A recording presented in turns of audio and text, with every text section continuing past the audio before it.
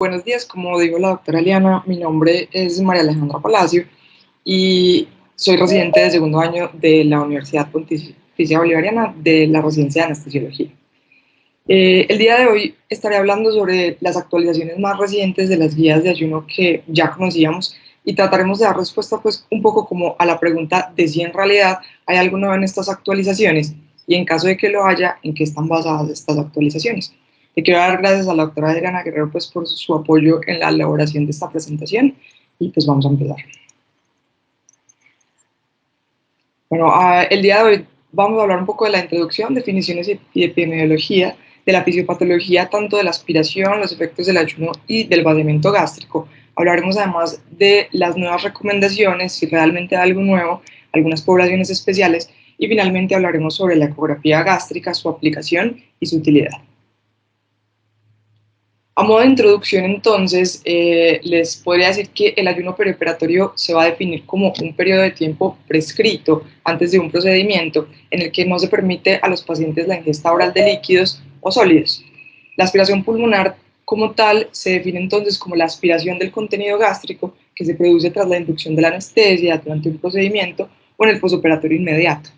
Es importante que tengamos en cuenta que realmente el ayuno preoperatorio tiene una indicación y es que es reducir el riesgo de aspiración del contenido gástrico. Todo eso resultado de la eliminación y la atenuación de los reflejos protectores de la vía aérea, como ya vamos a ver. Hablando un poco de la historia, realmente el requisito de que los pacientes quirúrgicos que vayan a ser sometidos a anestesia general estén en ayuno se ha considerado realmente una de las piedras angulares fundamentales para la seguridad de los cuidados perioperatorios durante más o menos más de un siglo y está metido pues como en el subconsciente tanto de los pacientes como de nosotros como anestesiólogos. La primera muerte atribuida a una aspiración pulmonar tras una anestesia se registró en una niña de 15 años en 1848. Al parecer ocurrió cuando se le vertió brandy en la boca en el momento de resucitarla al final de una anestesia de cloroformo. Esta paciente era llamada Hannah Green.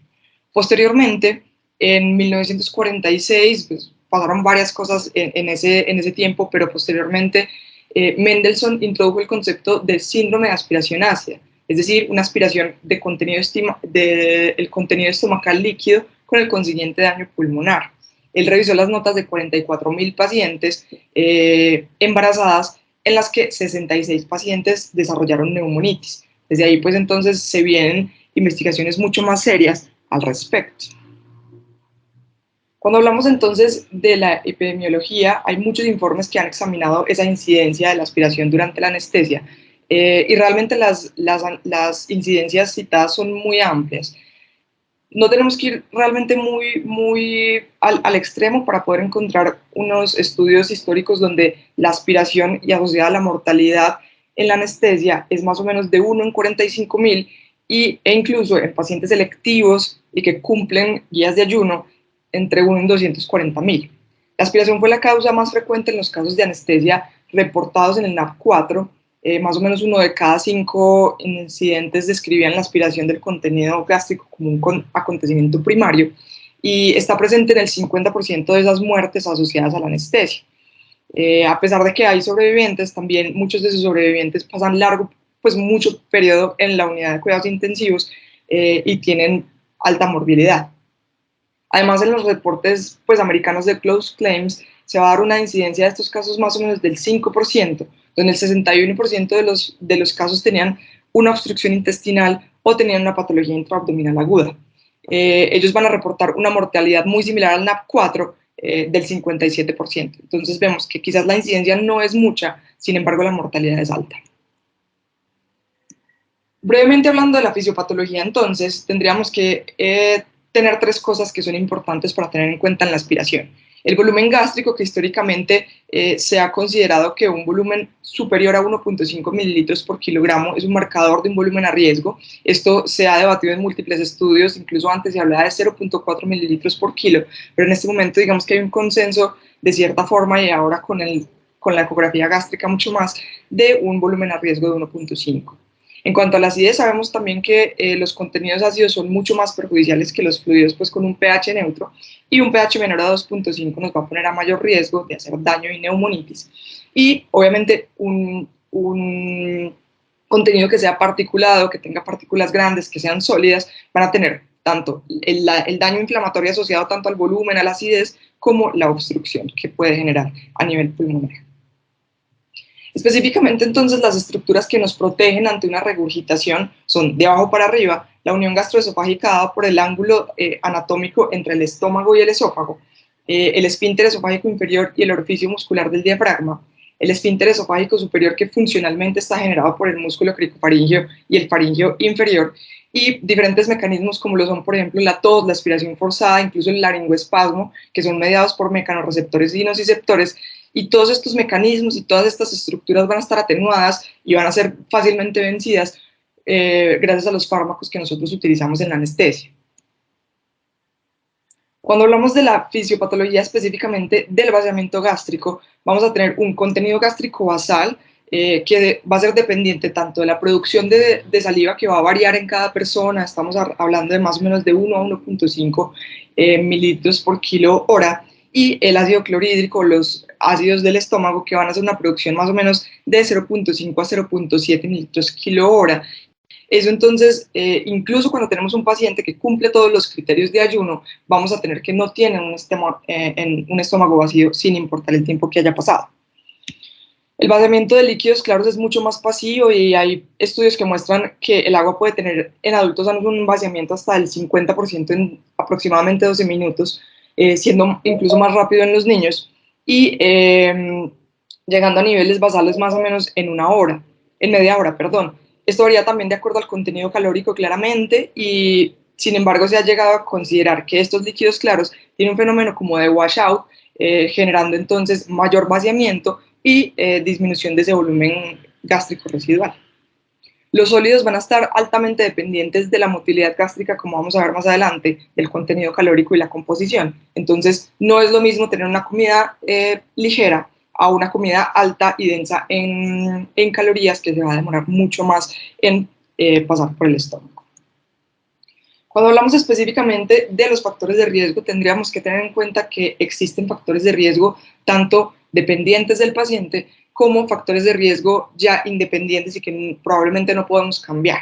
Entonces, en cuanto a los factores del paciente, por ejemplo, el estómago lleno, un paciente que va para una cirugía de urgencia, que tiene una obstrucción gastrointestinal, que tenga retraso del vaciamiento como comorbilidades que ya conocemos como la diabetes mellitus, que haya tenido trauma reciente, que esté tomando opiáceos, por ejemplo.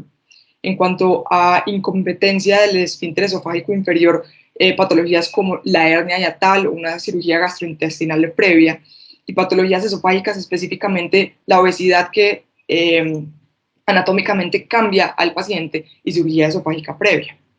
Ya cuando nos vamos a factores de riesgo específicos, por ejemplo, de la cirugía, cuando llevamos a un paciente a una cirugía digestiva alta, cuando lo llevamos en posición de litotomía o con la cabeza hacia abajo, la paroscopia, la colecistectomía, cuando tenemos factores de anestesia, más que todo los pacientes que están a media caña, los pacientes que tienen anestesia ligera, en los que estamos utilizando dispositivos supraglóticos y ventilación con presión positiva, con presiones tan bajas como 20 milímetros de mercurio.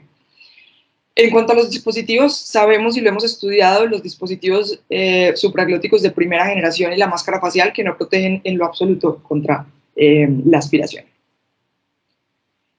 Hablando de los factores de riesgo asociados a un retardo, pues digamos, del vaciamiento gástrico y pues a la aspiración, les traigo este estudio que fue publicado en 2023 en un journal coreano de anestesiología, en el que buscaban tratar como de evaluar el vaciamiento tras el consumo de soluciones ricas en carbohidratos en 2 puntos quirúrgicos. Ellos tomaron 36 pacientes adultos que estaban programados para artroplastia de rodilla bilateral, que se daría en 2 tiempos con 1 semana de diferencia.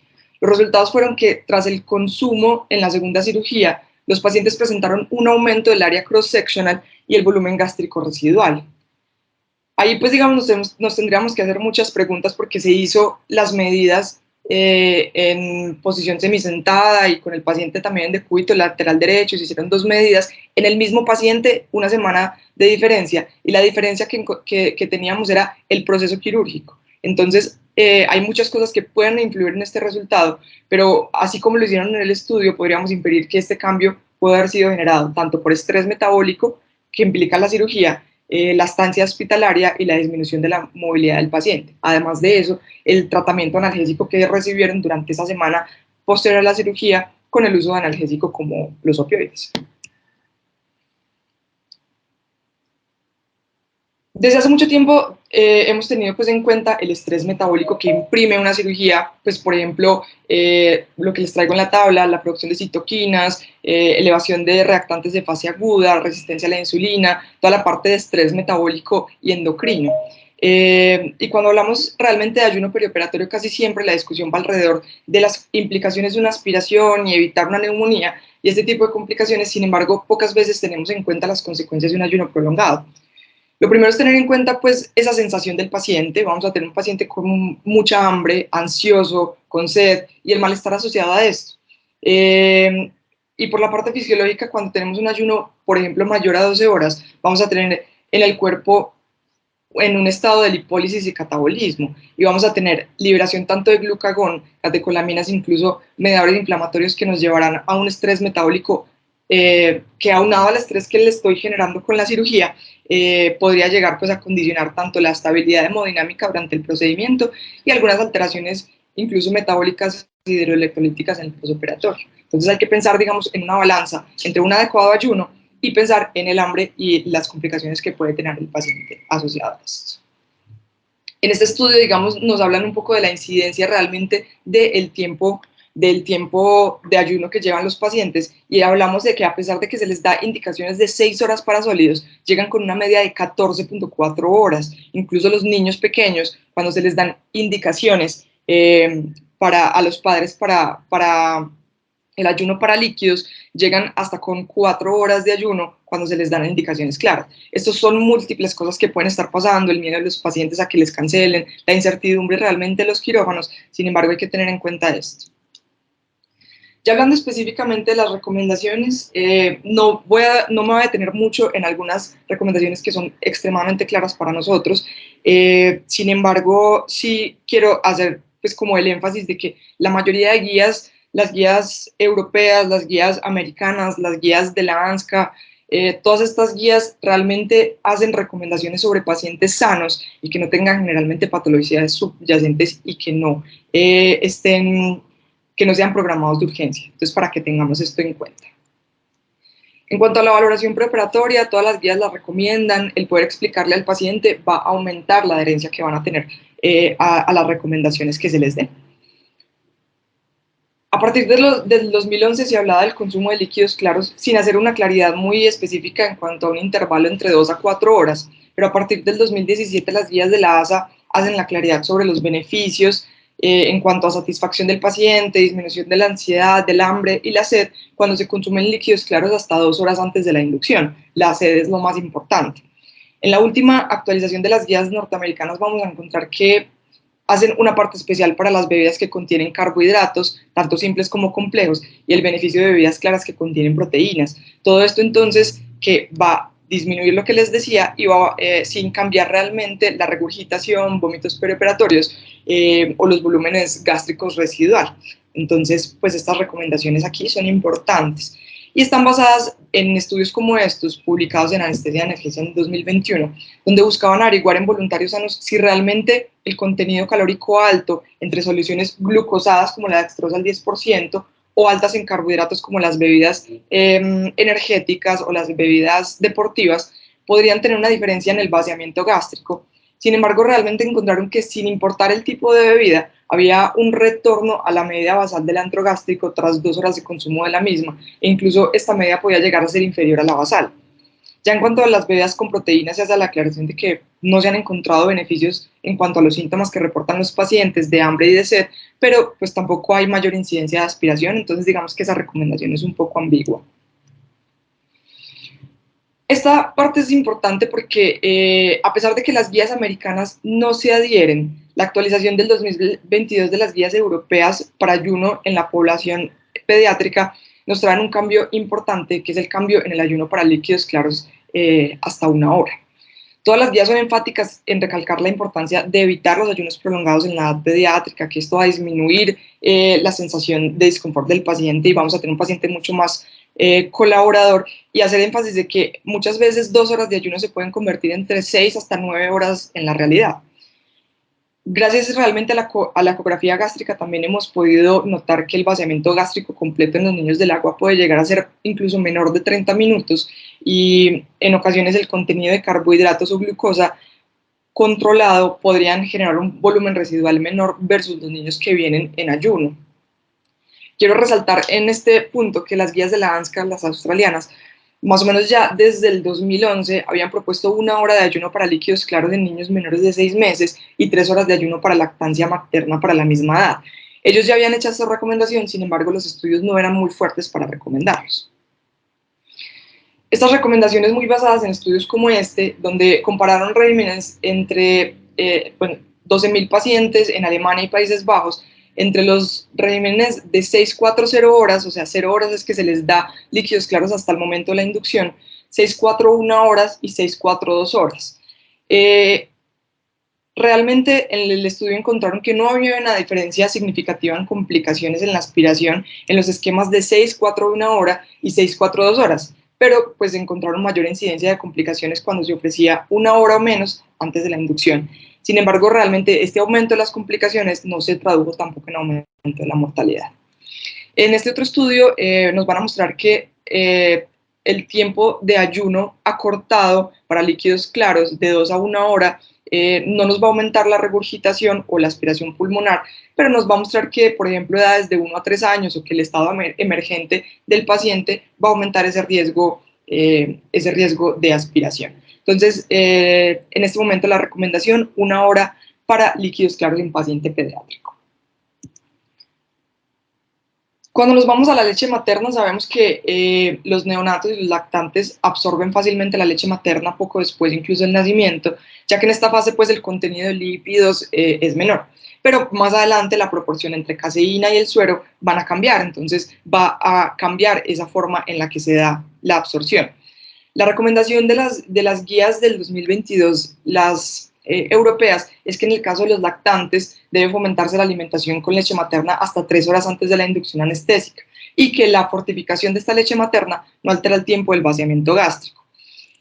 Ahí es importante saber que las últimas recomendaciones de las guías del 2023 de la ASA no hacen ningún comentario al respecto. Sí hacen comentario en cuanto a los líquidos claros y dicen que no tienen suficiente evidencia para recomendarlo, y en este caso de la lactancia no hacen ningún comentario. Todo esto, estas actualizaciones se basan en investigaciones que vienen incluso desde el siglo pasado, que demuestran que un periodo de ayuno más corto en cuanto a la leche materna no solo es seguro, sino que también puede ser beneficioso para los pacientes pediátricos y va a disminuir el riesgo de deshidratación y reducir el estrés metabólico ante la cirugía. Eso sin contar también con el hecho de estar en el contacto con su madre. Estos hallazgos van a estar reforzados por estudios que utilizan técnicas de ecografía gástrica y han proporcionado una comprensión un poco más detallada de cómo el estómago de los niños procesa y vacía los líquidos y la leche materna más rápido de lo que nosotros creíamos. Esta adaptación va a reflejar realmente más comprensión de las necesidades nutricionales y la fisiología de los niños pequeños, y nos va a mejorar un poco las condiciones perioperatorias y garantizar un tiempo mucho más seguro y eficaz en caso pues como de la anestesia. Cuando hablamos ya de no sólidos o sólidos un poco más, de líquidos un poco más particulados, tendríamos que tener el ejemplo de la leche de fórmula y la leche no humana. Las guías europeas en este momento, en el 2022, en el caso de pediatría, dan la recomendación de utilizar leche no humana, o sea, leche de vaca o leche de fórmula, hasta 4 horas antes de la anestesia, y tienen varios estudios donde muestran pues un poco como la forma en la que se da ese vaciamiento gástrico. Y pues se ha pensado que la leche no humana es similar al vaciado de los alimentos sólidos, ya que pues cuando pues tiene cantidades variables de proteínas y de grasas que van a aumentar ese tiempo de vaciamiento, y su comportamiento al entrar al estómago y en contacto con el ácido va a ser similar a un cuajo. Entonces, siempre se ha considerado 6 horas, sin embargo, las guías europeas hacen esta sugerencia para niños menores, pero los estudios, cuando los revisé, realmente no son lo suficientemente fuertes para generar incluso una recomendación, sino que lo ponen como una sugerencia, y pues tendríamos que tener un poquito más de estudios y no basarnos tanto como en recomendación de expertos. Sin embargo, las guías europeas pues sí consideran que puede ser un tiempo bien tolerado. Entonces, y también pues es que va a ser muy difícil, por ejemplo, con pacientes hospitalizados o que no sean urgentes, pediátricos, estos pacientes se les va a dar generalmente leche de fórmula. Entonces, a veces es un poco ambiguo realmente qué tanto se le puede dar al paciente. En cuanto a leches, por ejemplo, lácteos de origen vegetal, todavía no hay estudios, pero pues vamos a ver qué pasa más adelante. En cuanto a los sólidos, como ya vimos, entonces el vaciamiento gástrico es un proceso influenciado por múltiples factores como la motilidad gástrica, que es un poco lenta e impredecible y muy variable entre las personas, y la composición de los alimentos, su contenido calórico. Se ha estudiado más o menos que la velocidad del vaciado gástrico en los adultos se estima alrededor de 200 kilocalorías por hora, y puede variar también en función de la calidad y el tipo de los alimentos que consumimos. Entonces, para la mayoría de los pacientes sin factores de riesgo, y en esto casi que hay como un consenso en las directrices internacionales, un ayuno de 6 horas después de una comida ligera es apropiado y debería ser adecuado para asegurar un estómago vacío de sólidos. Sin embargo, pues las guías de la ASA hacen la salvedad de que se requiere un ayuno más prolongado para comidas más copiosas y ricas en grasa. Esto es importante, pero también se puede prestar para confusiones. Entonces, realmente muchos de los sitios donde nosotros rotamos y lo vemos diariamente, se opta por 8 horas de sólidos, incluso más tiempo. Entonces, obviamente también ese tipo de cosas como el desayuno ligero, que ya lo vamos a hablar, se presta para confusiones. La Sociedad Europea entonces también en el 2022 hacen esta recomendación, que es una sugerencia mucho más, que es algo que me parece un poco débil, de permitir un desayuno ligero hasta 4 horas antes de la anestesia en pacientes pediátricos.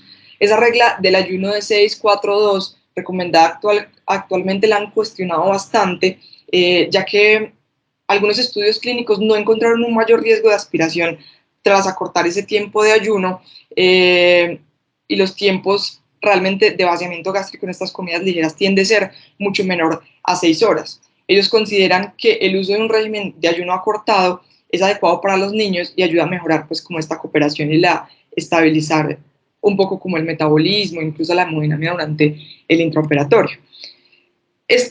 Por ejemplo, basado en este estudio publicado en el 2018, en el que hicieron estudios en 25 niños de 12 a 13 años con media ecográfica basal de antro gástrico tras un ayuno de 12 horas, y posteriormente una medida a los 60, a los 120, a los 180 y a los 240 minutos. Ellos encontraron que había un retorno al área del antro gástrico igual o inferior a los 240 minutos del consumo de un desayuno ligero estandarizado. Hago énfasis en esta parte estandarizado porque estaba definido por kilo, y se definía qué iba a comer cada niño. Entonces, me parece que es un poco importante hacer el énfasis de que debería ser algo estandarizado, y si doy esta recomendación porque sí se ha encontrado en los estudios que pueden tener menor tamaño del antro gástrico, incluso menor residuo estomacal, pero explicar adecuadamente qué es un desayuno ligero. No es comérselo rápido, es un desayuno que cumpla los criterios de comerse, por ejemplo, una tostada, una galleta, líquidos claros, no tanto particulados, y en ocasiones hacen la recomendación incluso de no comer lácteos. Sin embargo, pues incluso en estos estudios se ha visto que comen, por ejemplo, cereal o yogur. Aquí ya está, ya. Aquí no voy a ahondar mucho, pero sabemos pues que masticar chicle aumenta la producción de saliva y va a estimular pues las secreciones gástricas. Sin embargo, pues el efecto del chicle en el volumen gástrico y la acidez es probablemente intrascendente clínicamente. Se ha encontrado entonces la sugerencia, tanto por las guías europeas como por las guías americanas, la última actualización del 2023, que nos sugiere no retrasar un procedimiento electivo en pacientes que estén comiendo o masticando chicle. Sin embargo, incluso también las europeas nos hablan de quitarle al paciente el chicle antes de la inducción para evitar un objeto extraño en la vía aérea. Aparte de eso, entonces, se ha encontrado que en los pacientes fumadores incluso puede disminuir esa sensación de sed. Entonces, podría tener algunos beneficios en estos casos. El pH no va a estar cambiado, entonces Esto es muy amplio. En cuanto entonces a las recomendaciones, esto es más o menos como el grosso de las recomendaciones en las guías desde el 2011. Estamos hablando de guías que vienen siendo un poco ese cambio muy basado en estudios que se ve mucho más la aplicación clínica y que se ve mucho más realmente lo que podemos hacer desde la ecografía. Cuando hablamos entonces, y voy a hacer un énfasis pequeño en estas poblaciones especiales, es muy difícil encontrar recomendaciones específicas y van a ser más como especificaciones de sociedades, por ejemplo, de pacientes con diabetes o de pacientes con obesidad, que nos van a dar recomendaciones específicas y obviamente también la forma en la que lo vemos nosotros desde nuestra práctica. Los prematuros entonces se ha estudiado y se cree que tienen un vaciamiento gástrico que podría estar prolongado en comparación con los niños a término, pero sin embargo ese significado clínico no es muy claro. En cuanto a las gestantes, vamos a ver que las gestantes durante la gestación en general van a tener un vaciamiento normal, sabemos que tienen alteraciones anatómicas y funcionales, pero durante el trabajo de parto sí se ha encontrado un retraso del vaciamiento gástrico que puede estar o no en función del dolor del trabajo de parto y el tipo de analgesia que estén recibiendo. Se ve que estas pacientes cuando están recibiendo analgesia epidural tienen un vaciamiento casi cercano al normal. En estas pacientes entonces ya se ha visto pues digamos más como por clínica y lo que se hace normalmente es darles profilaxis con los medicamentos y se considera también aumentar el tiempo de ayuno y medicamentos.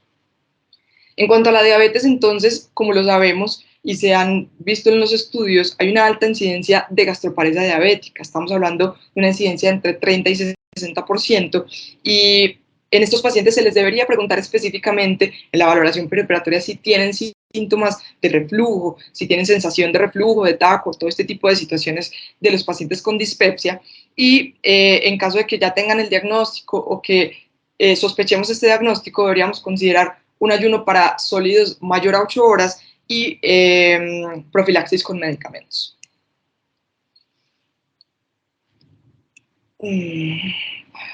Ahí cambia. No. Perdón. La última sería los pacientes con reflujo gastroesofágico, que sabemos que por la irritación van a tener un tono disminuido del esfínter esofágico superior e inferior y alteración de esos reflejos protectores. Con ellos se podría considerar aumentar el tiempo de ayuno, continuarlo con los medicamentos de base y ofrecer medicamentos de profilaxis para la aspiración gástrica. Los pacientes obesos, aparte de lo que nosotros pensamos generalmente por los cambios anatómicos y fisiológicos que pueden tener, generalmente no tienen alteraciones en el vaciamiento gástrico. Sin embargo, en los estudios en los que se muestra la ecografía del antro gástrico, vamos a tener un antro de mayor tamaño que nos puede llevar a confusiones. Entonces, realmente las recomendaciones hablan de continuar con las mismas guías y tener implicaciones, obviamente, en cuanto a las comorbilidades que puede tener un paciente obeso. Los pacientes con cirugía bariátrica pueden tener un mayor riesgo de aspiración debido a cambios en la anatomía o la fisiología gástrica esofágica. Estos pacientes pueden tener una mejoría del reflujo gastroesofágico porque disminuyen de peso, sin embargo puede aumentar el reflujo gastroesofágico después generalmente de una manga gástrica, un slip gástrico, que es la cirugía pues, más común de realizarse, por ejemplo, en nuestro país. En estos pacientes deberíamos considerar entonces aumentar el tiempo de ayuno y hacer profilaxis con medicamentos. En cuanto a la nutrición enteral, estos pacientes reciben las fórmulas que son que tienen tanto carbohidratos, proteínas, grasas. Esta se convierte entonces en una alimentación grasa y se consideran 8 horas de ayuno. Sin embargo, tenemos que tener en cuenta que generalmente debemos hacer un equilibrio entre las necesidades del paciente y evitar la aspiración en este tipo de pacientes. Entonces es muy complejo por ese lado. Sin embargo, cuando tenemos, por ejemplo, un paciente intubado que ya tiene una intubación con un tubo que tenga manguito, sabemos que está medianamente o casi que protegido para la aspiración y podríamos considerar continuar con la nutrición enteral si no van para cirugías del tracto gastrointestinal.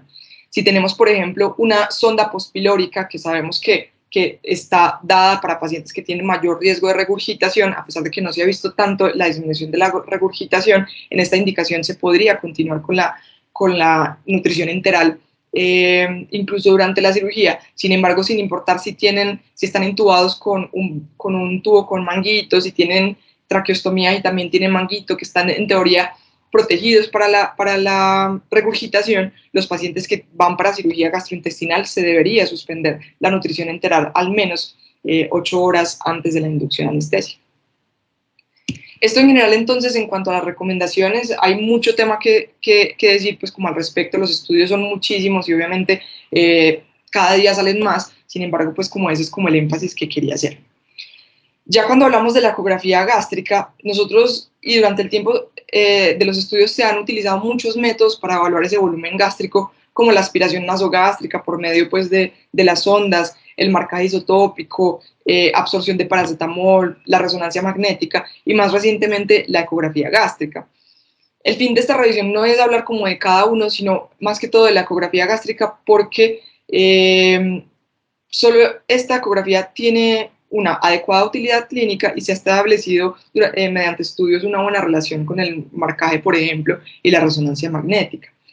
La ecografía es una herramienta que nos va a proporcionar información que vamos a tener al pie de cama y vamos a saber un poco del contenido y el volumen gástrico y nos va a responder una pregunta clínica bien definida en un tiempo que se considera bastante corto. Entonces, lo ideal con la ecografía gástrica, como ya se los voy a mostrar, es responder una pregunta, no ignorar las pautas de ayuno, sino tener en cuenta que la ecografía gástrica se va a convertir o se ha venido convirtiendo en una herramienta además de las guías de ayuno, cuando nosotros tenemos dudas.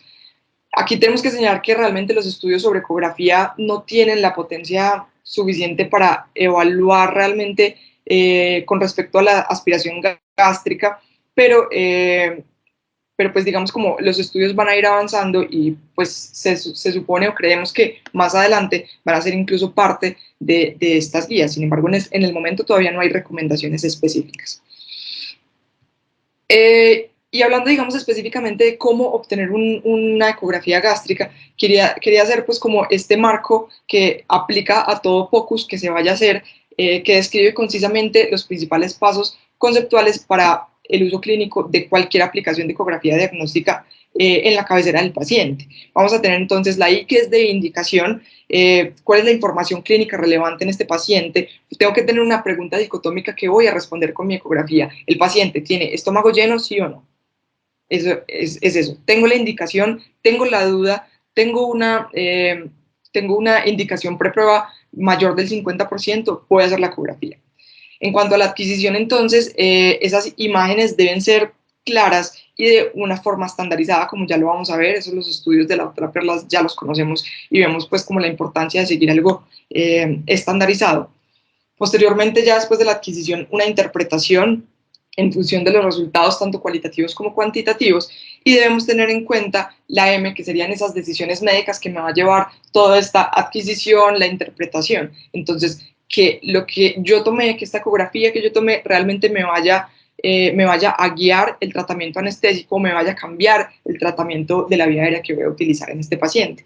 Entonces, también se han visto en los estudios, por ejemplo, que los pacientes que no tienen ninguna indicación de hacer ecografía gástrica van a tener mayores complicaciones cuando se utiliza. Entonces, van a dar resultados que son muy ambivalentes. Entonces, ya sabemos que tenemos una indicación clara, un paciente que tiene un estado incierto o indeterminado de ayuno, que tenga barreras en el lenguaje, que tenga alteraciones en el estado de conciencia, que no puedo hablar específicamente con él, que tenga comorbilidades o un estado fisiológico que ya sabemos, como se los expliqué previamente, que van a alterar ese vaciamiento gástrico, que tenga trauma reciente, que haya utilizado opioides, que a pesar de que sabemos que cumplió con las guías de ayuno o con las recomendaciones que les dimos, quizás todavía tenga el estómago lleno, incluso en pacientes que sean electivos o de urgencia, como les decía, que tenga una probabilidad pretest del 50%, entonces voy a hacer la ecografía gástrica. Entonces ya tengo una indicación de la ecografía gástrica y como lo sabemos entonces la exploración se hace de una forma consecutiva en decúbito supino y luego en decúbito lateral derecho. No voy a hacer una explicación específica de esto, les puedo pasar la página donde lo podemos hacer pues como el entrenamiento. Sin embargo, entonces vamos a obtener imágenes en el paciente en decúbito supino y luego en decúbito lateral derecho. Porque en el decúbito lateral derecho vamos a tener una mayor proporción del contenido del estómago que va a ir hacia el antro distal más dependiente, y por lo tanto entonces esta exploración va a aumentar, como lo vemos arriba, la sensibilidad y la especificidad. Cuando el paciente no se puede poner en decúbito lateral derecho, se ha descrito, por ejemplo, el utilizar la posición semisentado, donde va a aumentar también esa sensibilidad. La que menos tiene sensibilidad y especificidad es el paciente en supino. En los pacientes que tienen menores de 40 kilos, los pacientes pediátricos, por ejemplo, vamos a utilizar la sonda plana de alta frecuencia, y en los pacientes ya mayores vamos a utilizar la sonda curva de baja frecuencia, y lo vamos a utilizar en el plano sagital, entre el apófisis sifoides y el ombligo. Ya específicamente la anatomía es importante, sin embargo, en aras del tiempo, para ir específicamente a la interpretación, tendríamos que hablar de que hay una evaluación cualitativa y una evaluación cuantitativa. La evaluación cualitativa entonces nos va a dar 3 estadios en el que tengo un estómago vacío, un estómago con líquidos claros o mezclados, y un estómago con semisólidos o sólidos. En el caso entonces de tener un estómago vacío, vamos a encontrar entonces un antro mucho más pequeño, con las paredes mucho más gruesas, pero delgado y colapsado. Vamos a encontrarlo de forma redonda u ovalado y en apariencia como de diana o de bullseye. Entonces lo vamos a encontrar por debajo del lecho hepático y por encima del páncreas. Ahí lo vamos a encontrar de forma redondeada. Generalmente entonces cuando tenemos líquidos claros vamos a encontrar un contenido hipoecoico, homogéneo, y que sabemos que el límite superior sería 1.5 mililitros kilogramo, que ya se los voy a mostrar cómo lo vamos a medir. Y cuando encontramos ya diferencias, un líquido quizás heterogéneo con puntas hiperecoicas o que nos puede producir sombra acústica, estaríamos hablando de sólidos y semisólidos. Obviamente hay muchas más imágenes que les podría mostrar, sin embargo, pues es extremadamente amplio lo que podríamos hacer en este caso. Para esa interpretación entonces cualitativa vamos a tener los 3 grados. En el grado 0 no vamos a encontrar líquido visible en el antro, podríamos encontrar algo pequeño por lo que les decía del estado basal, pero no vamos a encontrar líquido ni en decúbito supino ni en decúbito lateral derecho. Esto nos puede hablar de que el 50% de los pacientes van a tener menos de 80 mililitros por kilo, 80 mililitros en general. Entonces nos da cierta tranquilidad. El grado 1 entonces vamos a encontrar líquido visible en el antro solo en posición de decúbito lateral derecho, y se habla que el 75% van a tener menos de 100 mililitros en el antro. Y el grado 2, el líquido visible tanto en supino como en decúbito lateral derecho, más del 75% van a tener 100 mililitros. Entonces esto nos va a dar cierta tranquilidad. Obviamente esto no nos va a generar una protección ante, por ejemplo, una regurgitación, y yo decir, hice una ecografía gástrica y el paciente no tenía nada, porque los estudios realmente todavía les falta un poco de potencia. Sin embargo, entonces pasaríamos a la parte de la interpretación cuantitativa. Cuando vamos a hablar de la interpretación cuantitativa, ese volumen total de líquido claro puede calcularse midiendo el área transversal del antro gástrico a nivel de la aorta, y se utilizan los calipers pues, de estándar en el equipo. Esta fue desarrollada para contenido líquido claro en el antro, porque pues cuando yo encuentro sólidos o tengo una imagen de duda en la que tengo sólidos, pues no voy a continuar con mi plan anestésico. Y hay diferentes fórmulas que han sido validadas tanto en adultos como en niños, que aquí se las dejo. Y en esta tabla entonces también hay tabla para niños, nos va a mostrar cuál es lo que debería esperar de lo normal en el paciente, que sería pues las que están un poco más oscuras, de acuerdo a lo que haya encontrado en ese área cross-sectional y a la edad del paciente. Aquí es importante y toda esta parte de explicar por qué la ecografía es para esto, es básicamente para esto, la interpretación de esa ecografía gástrica. Entonces, tengo un paciente al que le hice la ecografía gástrica, que tenía la indicación, que tenía la duda, y le hago la ecografía.